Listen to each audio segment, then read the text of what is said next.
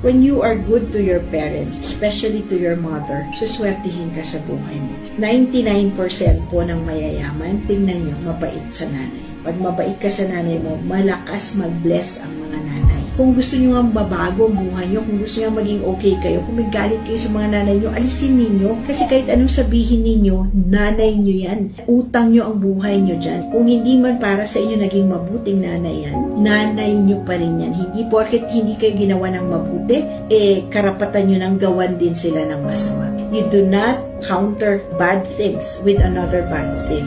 Tipo, ilang taon na lang mabubuhay ang nanay mo, hindi pa huli ang lahat, magpakabuti ka sa nanay mo. Tignan mo, pag sinabihan ka ng nanay mo, pagpalain ka anak. Pag pinagdasal ka ng nanay mo, kahit gaano kasama ang buhay mo, maaayos yan. Yan po, lahat ng swerteng tao, lahat ng mayaman na tao, napakagaling sa nanay.